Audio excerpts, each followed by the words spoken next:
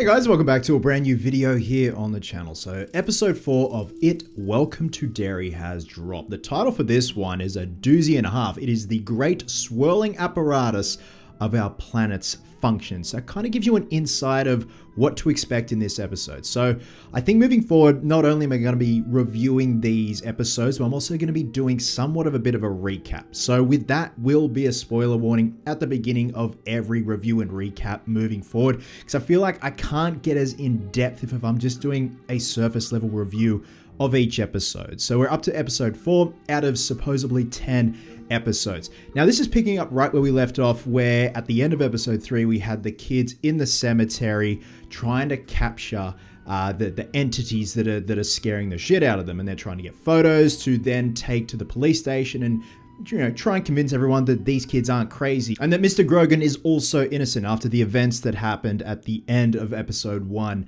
in the cinema. And as usual, the police don't believe him because there's nothing in the photos, that beautiful little red herring that we're so used to. Now I'll say this, I think now we're finally starting to get some momentum with this series, and I know it's been quite the slow burn. And 3 episodes in, you can expect that, but I think after episode 3, I'm just ready for shit to start hitting the fan. We don't really get a glimpse of Pennywise once again, and it's not all about Pennywise, but it's also that build up, that fear that he's instilling in these people inside of Derry.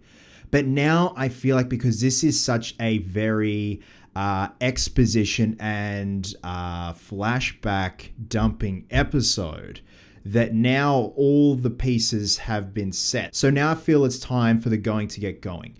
Now we do get a flashback with a scene that features Dick Halloran going into the mind of Taniel and seeing Taniel's ancestors back in the day and the entity coming to Earth. Now they take pieces of the fallen star that had crash landed into the cave and essentially used one of those pieces as a weapon against the entity, which they call the Galoo.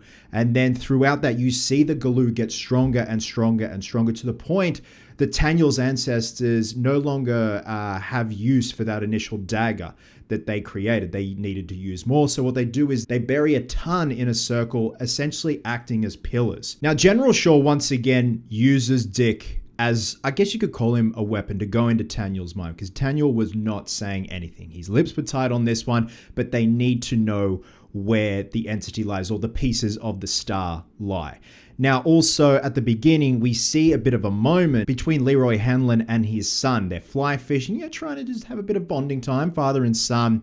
Leroy goes to his truck to go and fetch some more tackle, and his son gets attacked by a version of Leroy who appears burnt under the water. And then at that point, and that's what I really like about this episode, Leroy isn't just like, oh, it's all in your head, son, you're crazy, that's crazy talk. He's like, no, I believe you. Something's going wrong, because he's seen little glimpses and pieces and little, I guess you could say, breadcrumbs laid out with what's been going on with Dick on the base, and why is he somewhat being used as a weapon and used as a tool to go into people's minds. And obviously Leroy hasn't been told everything, but I like that he goes into General Shaw's office and is like, no nonsense, what is going on? And that's when he witnesses Dick going into Taniel's mind to try and find the location of the pieces of the star of the entity. And then it ends on us finding out that the way to get to those fragments of the star of the entity, of the Galoo, is through the house down in a tunnel system. The house that we saw from It Chapter 1 and It Chapter 2. So things are finally starting to come together.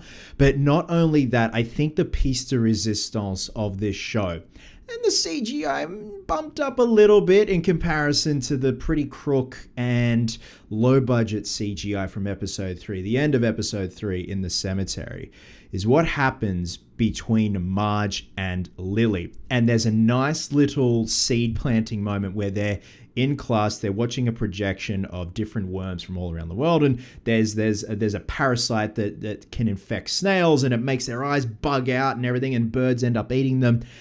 Marge is going to set up Lily and get humiliated by one of the kids in the school, And then Marge ends up having her eyes bugging out, much like the snail does in the projection that the kids are watching. She runs into the shop room and gets a bandsaw and cuts the pieces of those snail eyes bugging out of her head. Well, she thinks she does anyway. Lily runs in to try and save her, to try and stop her from doing any more damage to her face. She grabs a chisel, or Marge grabs a chisel, Lily grabs a chisel off her, and with that, all the kids come in and witness Lily just holding a chisel, trying to stop Marge, but it looks like she's gouged out one of her eyes. And they just left it on that. We don't see what happens after that, which I kind of liked. I definitely want to see more. I need to see a follow-up of that in episode 5.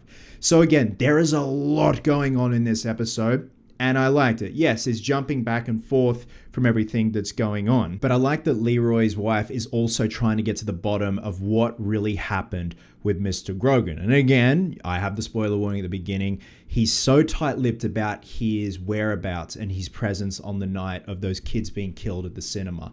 And for good reason. He confesses to Leroy's wife that he was with a woman, a married woman, and with that, a white married woman. And it's very in your face in this episode of, you know, the times that they were back then. And he essentially says to her, I'm keeping my lips sealed because if I say anything, not only will I not be going to Shawshank, and Shawshank has been mentioned throughout this series, they will find the nearest tree and do horrible, unspeakable things to me, and as well as he can only imagine what the husband will do to the wife. So that's another thing going on. We get a massive flashback scene which takes up a big chunk of this episode of the entity crash landing to Earth and Tanyel's ancestors constantly fighting off this entity. So I think regardless of Pennywise's absence, you know, just little scaricks here and there, him hiding behind a tree and you see his glowing eyes. And again, I shouldn't always be basing it on we need to see Pennywise, but also just how they can execute the fear that the entity can take on. What forms can it take on? What set pieces can we see with the entity haunting these residents of Derry, and especially the kids as well. So by far, this is probably the most entertaining episode in the series. Again, it does have that slow burn effect. But I think after they've explained everything, which, look, it's probably going to rub people the wrong way with how in-depth they went with that flashback sequence. I wouldn't say it bothered me, but I am also of the notion of less is more when it comes to showcasing a monster. Sometimes you don't need to know the monster's backstory or all of the backstory, you know, just sprinkle little bits and pieces here and there. But I think if you throw everything out along with the kitchen sink, it kind of loses the edge, kind of loses the evil. And I think it treaded that fine line. Did they give away and explain too much? Not really, because they didn't show the entity somewhat as the entity. They showed the entity taking on different forms to instill fear. So guys, I definitely am keen for episode 5 to see where this goes, especially the events that took place between Marge and Lily, that confrontation, and is Lily going to go back into an asylum? Like, what's going to go on with that? She also swiped, I'm pretty sure it was her mum's Valium at one point to give to, not just for her, but for her friends as well, and that lowers their adrenaline, so the entity can't feed off their fear, which is pretty smart. I like that. I like the kid actors in this series.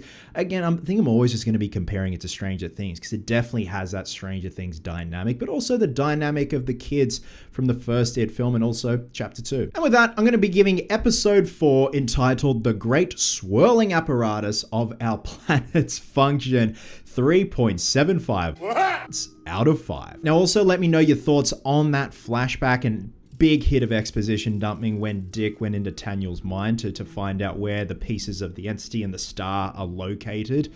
Again, I think it might be a bit dividing with people. Some people want to see more, some people want to see less. They handled it okay. Maybe they just gave away a bit too much and it got too existential.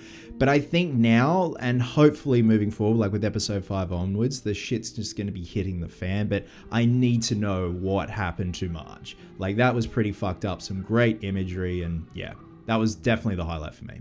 Love you guts, and I'll catch you in the next one.